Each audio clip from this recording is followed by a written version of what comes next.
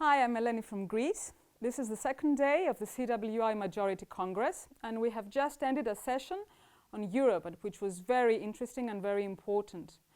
For starters, it dealt with both Western and Eastern and Central Europe, amongst which there are significant differences, although of course there are similarities as well. One of the central features in the discussion was the state of the European economy, which is facing years of essential stagnation. The German economy, which is the steam engine of the EU economy, was on the verge of recession in the course of 2019. And in Eastern Europe, despite higher rates of growth in some of the countries, wages and living conditions remain very low. In Russia, wages have been decreasing for the past 5 years, and in some Eastern European countries, the bourgeois invent new terms and make calls for real capitalism or normalization of capitalism in order to cover for the failure of capitalist restoration in the formerist bloc. The situation is of course reflected on the political level. Stable governments is a feature of the past on both sides of the continent, and at the same time this is true for economic and social stability as well. Poverty and inequality are on the rise and will continue to be so as the economy is expected to grow at very slow rates and face the effects of an inevitably global recession in the next period.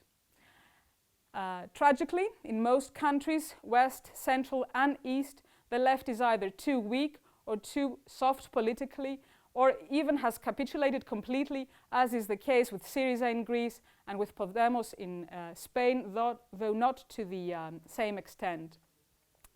It is also reflected in serious tensions within the European Union and the Eurozone. Brexit is the most evident manifestation of this, and also the weakening of the German-French axis, and also the possible serious crisis with Italy. All this is taking place when the perspective of an international economic recession, which is unavoidable in the next period, has not yet emerged.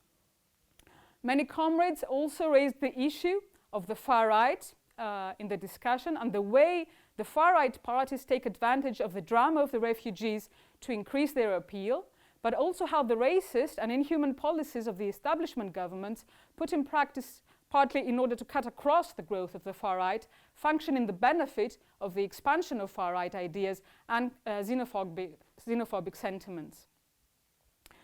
Yet, at the same time, some very important struggles take place, such as the struggle of the French workers against the pension counter-reform, a continuation of 1 year's struggle by the Yellow Vests, mobilizations against gender inequality, and of course the very important mass international movement of the youth against climate change. These new movements, which in their majority have developed outside the structures of the trade union movement and the parties of the left, was taken up in the discussion as is one of the more interesting and optimistic features in the present conjuncture. European capitalism is in historic crisis, as is capitalism globally, and our international is in the forefront of the struggle for the socialist transformation of society in Europe and globally.